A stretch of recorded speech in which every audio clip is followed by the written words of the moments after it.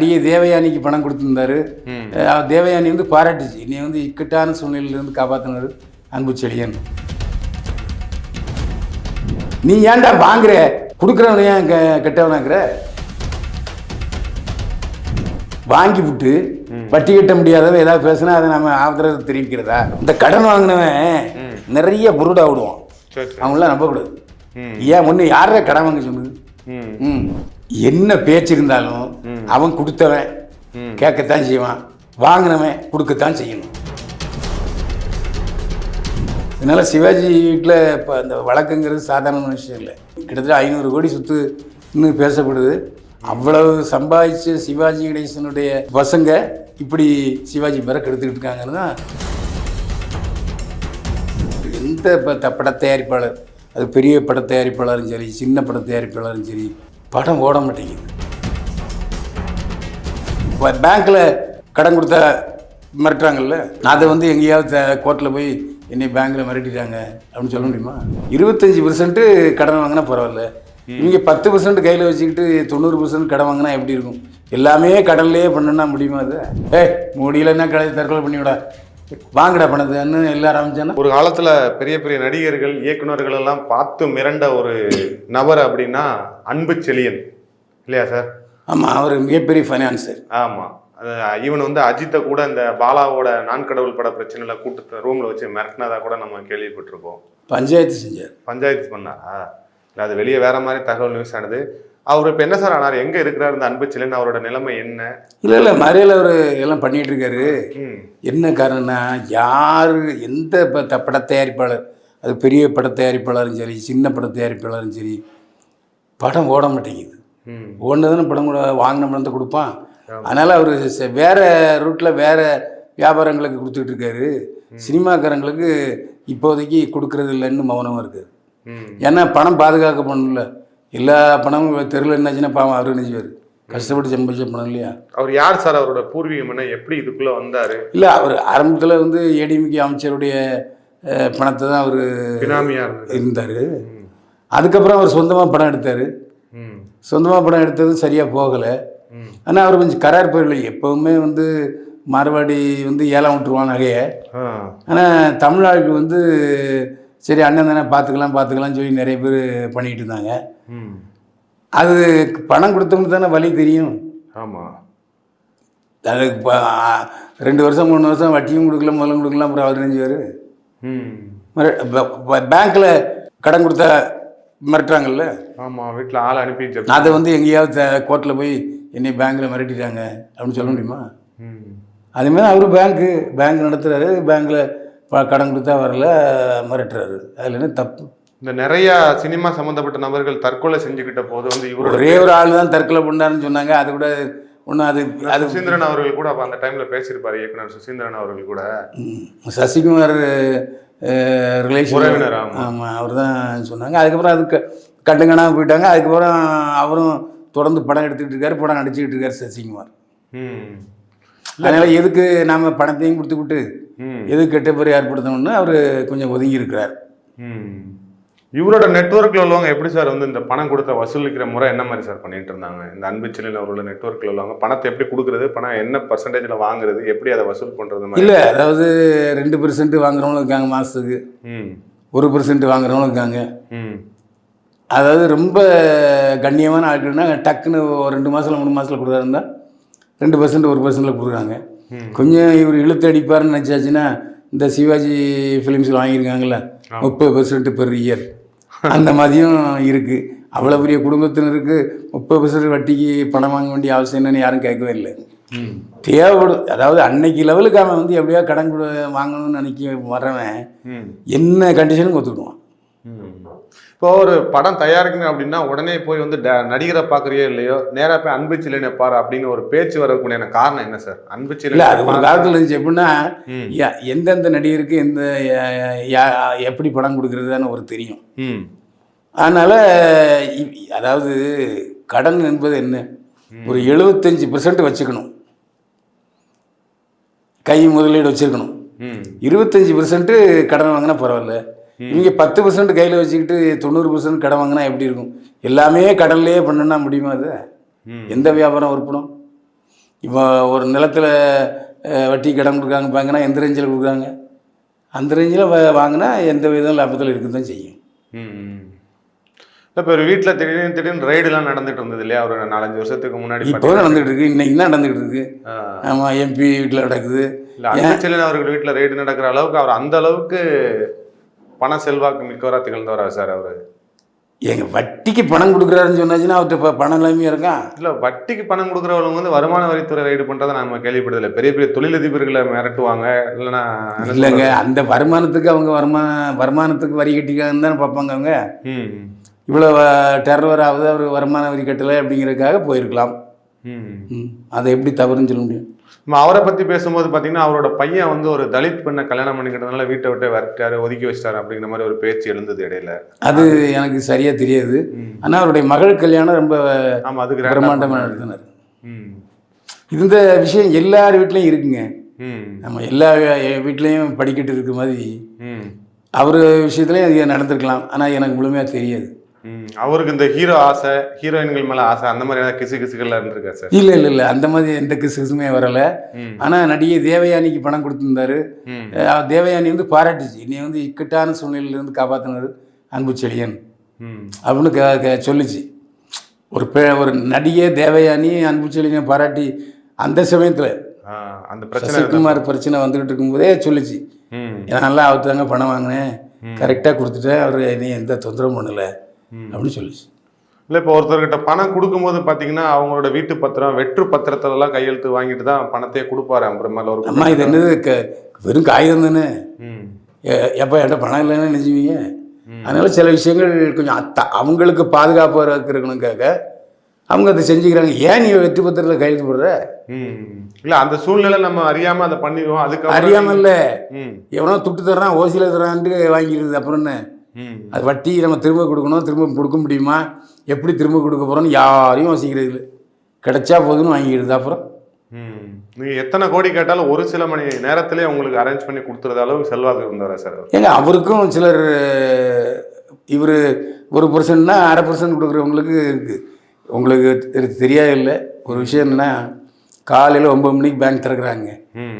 ஒருத்தர் போகிறார், 10 லட்ச ரூபா அந்த பேங்க்லேருந்து எடுத்துகிட்டு போகிறார். சாயங்காலம் 6 மணிக்குள்ள திருப்பி கொடுத்துருவார். அதுக்குள்ளே மார்க்கெட்டில் ரொட்டேஷன் விட்டுருவார். இந்த மாதிரிலாம் இருக்குது, இல்லைன்னு சொல்ல முடியாது. இப்போ அவரை பற்றின ஒரு விஷயம் கேள்விப்படும் போது என்னென்னா வந்து அவர் வட்டிக்கு மேலே வட்டி, அதுக்கு மேலே வட்டி, அந்த மாதிரியான வட்டி போட்டுட்டு இப்போ சப்போஸ் கொடுக்க முடியாத சூழ்நிலை இருந்தால் அந்த வீட்டில் இருக்க பெண்களெல்லாம் கடத்திட்டு போய் மிரட்டுறது கொடுத்ததா அடியாட்கள் மூலம் அப்படிங்கிற செய்தியெல்லாம் கேள்விப்பட்டாங்க. ஏங்க, இதே இது பேங்க்லையும் இருக்குங்க. பேங்க்ல கடன் கொடுக்க முடியாமல் எத்தனை செத்துருக்கான் தெரியுமா? கடன் கொடுத்தவன் எப்படியும் வசூலிக்க தான் பார்க்குறான். அது பேங்க்கும் இருந்தாலும் சரி, தனியாக இருந்தாலும் சரி. அது தப்புன்னு நம்ம எப்படி சொல்ல முடியும்? அந்த வீட்டில் இருக்க பெண்களை கடத்திட்டு போகிறது. ஆமாம், பெண்கள்கிட்ட வந்து ஃபோனில் கச்சாமிச்சான் திட்டுறான். நேராக வாசலில் வந்து அப்பார்ட்மெண்ட்டில் கத்தும்போது பக்கத்து வீட்டில் எல்லாங்க ஒருமே பார்க்க மாட்டாங்களா? சரி, இந்த மாதிரி அவமானப்படுத்தினாலும் கொடுத்துருவானா அப்படிங்கிற ஒரு நம்பிக்கை தான். இல்லை, இவரால் வந்து பார்த்தீங்கன்னா இவர் தமிழ் சினிமாவுக்கு உதவுறதை விட இவரால் தமிழ் சினிமா அழிச்சது தான். நிறைய இயக்குநர்கள் லிங்குசாமியிலேருந்து நிறைய பேர் வந்து இவரால் கடனாளியாகி நடுத்தருக்கு வந்தாங்கலாம் நிறைய கேள்விப்பட்டேன். அது போய் நீ ஏன்டா வாங்குற, கொடுக்குறவன ஏன் கெட்டவனாக்குற? வாங்கி விட்டு வட்டி கட்ட முடியாதவ ஏதாவது பேசினா அதை நம்ம ஆதரவு தெரிவிக்கிறதா? இப்போ ஒரு சுந்தரா டிராவல்ஸோட இதே பார்த்தீங்கன்னா 20 லட்ச ரூபா 20 லட்ச ரூபா கொடுத்துட்டு 1 கோடி ரூபாய வட்டியா சேர்த்து வாங்கினதா ஒரு பெரிய குற்றச்சாட்டு வரும். அந்த இதெல்லாம் கிடையாது. அதெல்லாம் நம்ம இங்கே இந்த கடன் வாங்கினவன் நிறைய புருடா விடுவான். அவங்களாம் நம்பக்கூடாது. ஏன் ஒன்று யார கடன் வாங்க சொன்னது? எல்லாத்துக்கும் ஒத்துக்கிட்டு தானே கடன் வாங்குற. வாங்கி முடிச்சு கொடுக்க முடியல, அவன் மிரட்டுறான்னு சொன்னால் அதை மட்டும் தப்புன்னு எப்படி சொல்கிறேன்? நீ காலில் கையில் விழுந்து ஐயா நீங்கள் இல்லைன்னா செத்து போயிடும் அப்படின்னு சொல்லி வாங்கி விட்டு கொடுக்க முடியலங்க விட்டு திட்டுறது எப்படி நியாயம்? இப்போ ரஜினி அவர் தான் வந்து ஃபைனான்சியர்ஸ் சங்கத்தில் கூட அவர் தான் தலைவர் செயலாளர்னு சொன்னாங்க. அவர் தான் தேர்ந்தெடுக்கப்பட்டிருக்காரு. அதுக்கு ஒரு ப்ரெஸ் மீட்டும் வச்சாங்க. அந்த ப்ரெஸ் மீட்டுக்கு நான் போனேன். சரி. அப்போ நான் சொன்ன வார்த்தையை அப்படியே அவர் சொன்னார். பணம் வேணுங்கும்போது கடன் வேணுங்கும்போது காலில் கையில் விழுறான். ஐயா சாமி நீங்கள் தான் எனக்கு கடவுள்னு சொல்கிறான்.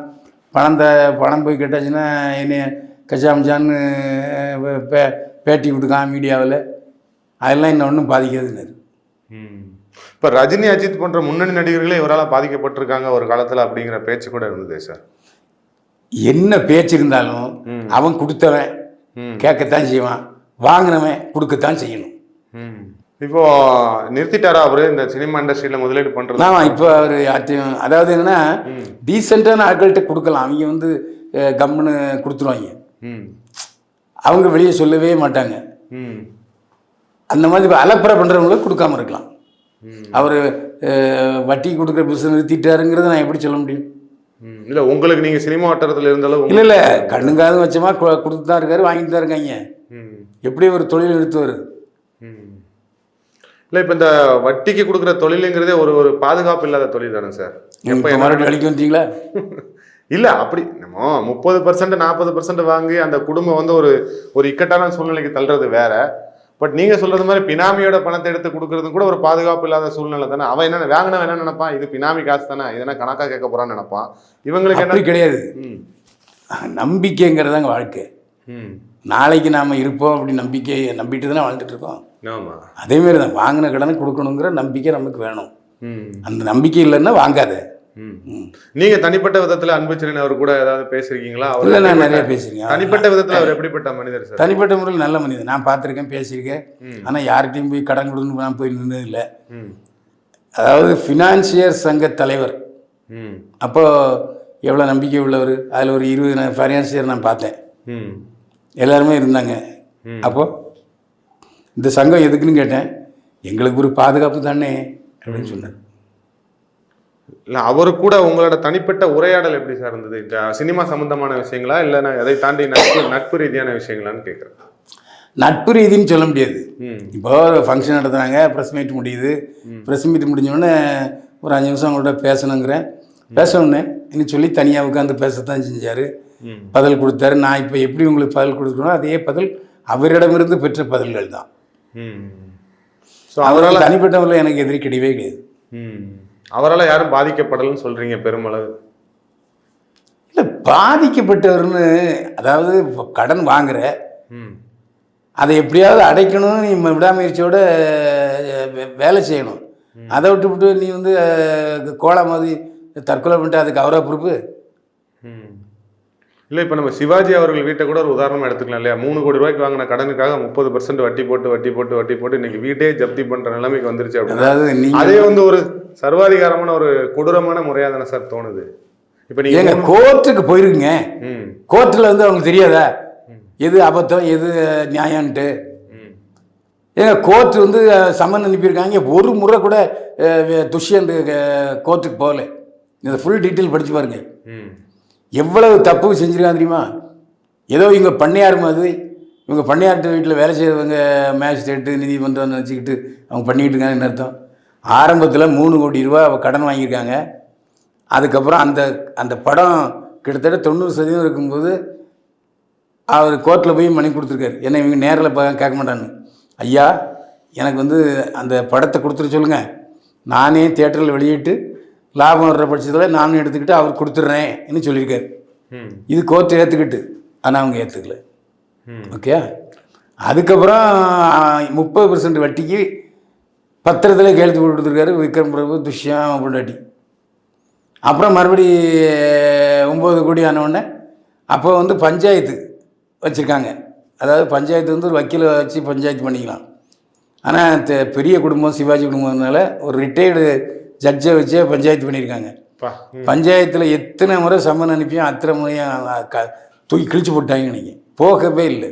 அப்போ கோர்ட்டுக்கு கோபமாக அந்த கடைசியாக தான் ஜப்தி பண்ணு அப்படின்னு சொல்லி 88 கோடி ரூபாய் அன்னை இல்லத்தை 4 பங்கு வச்சு 1 பங்கு எடுத்துதுங்க. ஏன்னா 9 கோடி நிச்சயமாக வரும், அதுக்கப்புறம் மீதி நீங்கள் அவங்ககிட்ட கொடுத்துருங்க, அது பேசி தீர்த்துருங்க அப்படின்னு சொன்னாங்க. ஆனால் ஜப்தின்னு வந்த உடனே ஷாக் ஆகிட்டாங்க சிவாஜி குடும்பம். இது எதிர்பார்க்கலையே என்னன்னு தெரில.